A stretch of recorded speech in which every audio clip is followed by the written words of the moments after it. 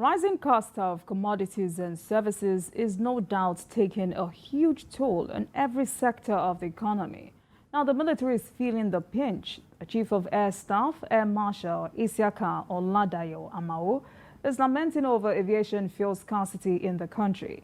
Air Marshal Amao said if the situation persists, it could adversely affect NAF air operations in the country. Meanwhile, as we are battling with the challenges, bandits are smiling to the bank. A committee set up by the Zamfara state government to review activities of bandits said terrorists collected more than 3 billion naira in ransom from more than 3,672 abducted victims between 2011 and 2019.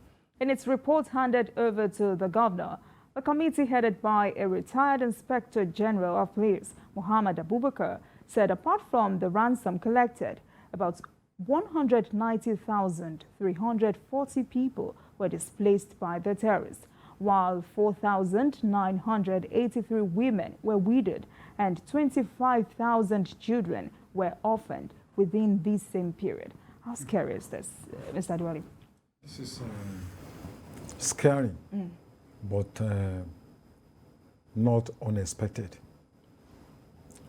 I'm almost sure that the figure we are getting underestimates the real situation, because a lot of people pay ransom without, just quietly. You know, they don't want to be known, they don't want to be heard.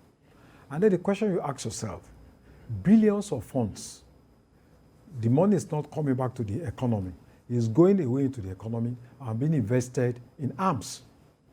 Once they get these funds, the next thing to do is they buy more arms to terrorize.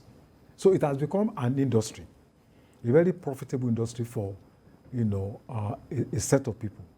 And I think this should really make us to sit up, to realize that we are sitting on a keg of gunpowder if something is not drawn drastically. And if you look at what is happening, instead of subsiding, terrorism is spreading its wings almost 360 degrees across the country. Even societies that hitherto were known for peaceful coexistence are now having their own taste of terrorism. So I think it calls for worry, and I hope that the government will not just push aside this report. They should sit down, analyze it, and see practical steps they need to take in order to be able to tackle this problem before it becomes a national menace, whereby Nigeria will not be able to tackle it any longer. If you look at what is happening in Syria for almost 5 years, even with the backing of Russians, Syria has not been able to defeat terrorism. So what is happening now is that terrorism is becoming a very huge industry in Nigeria. And if we don't act on time, you know, we may all be consumed by this menace. All right, BKO, one of the recommendations by Air Marshal Amao for the federal government to grant NAF operational licenses and provide the necessary infrastructure to independently import fuel by the first quarter of 2023. How feasible is this? We agree that since we are at war as a nation, there is an urgent need for us to find a way to solve this problem. At a time when aviation fuel was even selling in the region, was being sold in the region of 200 something naira per liter. We were spending a month to fuel our warplanes because they have to, especially the surveillance aircraft, is on air for hours combing area and looking for movements, but can immediately alert the fighter planes to go and the terrorists present. So if we were spending 10 million a month on buying aviation fuel for our, how much are we going to be spending at this time? The Chief of Air Staff noted that in the budget of the Nigerian Air Force for the 360 naira per liter was quoted for aviation fuel. But today, aviation fuel is being sold naira per liter. That is even when you are able to lay your hands on it. The suggestion that the service should be given license to import is meant to reduce the cost of procuring aviation. Middlemen are involved, and of course, they have to make profits, and they will be happy to make as much profit as possible. But if it is the Air Force bringing in aviation fuel by itself, the belief is that it is not profit-driven. It's just meant to. It's just meant for the war. War is very expensive, and air fleets are expensive to maintain. You have to buy the spares. These things are denominated in foreign currency.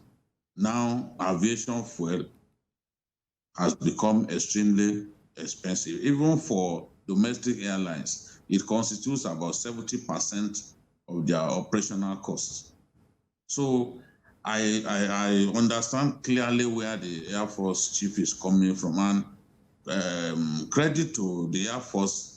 In the last couple of months, they've ramped up attacks on bases of bandits, bases of Boko Haram terrorists, and we are already getting results, especially in the Northeast, where we now have relative peace. The kind of attacks on our troops that we used to get have literally fizzled out. When was the last time that we had that Boko Haram attacked an army base and dislodged our troops? It's thanks to the work that is being done over there and the successes being recorded. So we don't want some form of a let-up. We don't want the armed forces to take their eyes off the ball. We want the momentum to be sustained. But how can you sustain the momentum in a season of scarce aviation fuel, and where it is available, it is extremely expensive? So we are in a terrible situation as a country. Diesel too is already very expensive at this time. Some of the trucks that the army uses are being fed with diesel. So this whole high cost of diesel, high cost of aviation fuel is affecting our war efforts. It has taken the Chief of Air Staff to tell us, but we know that definitely it will affect our war efforts. If we were buying diesel at 255 naira per liter in March, and today it has crossed 750 naira per liter, of course you can imagine the impact that will have on our war efforts. The cost of the war itself will go up.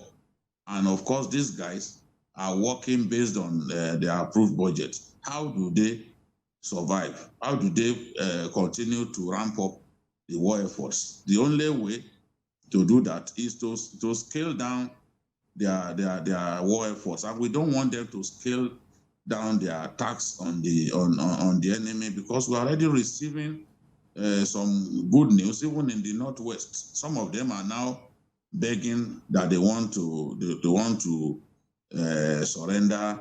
They will stop. They don't want to kill people anymore. People like Tuji are offering to make peace. They usually offer to make peace when they are feeling the heat. But if, as a result of the expensive nature of aviation fuel, we now have to reduce the number of sorties that we carry out on a given day.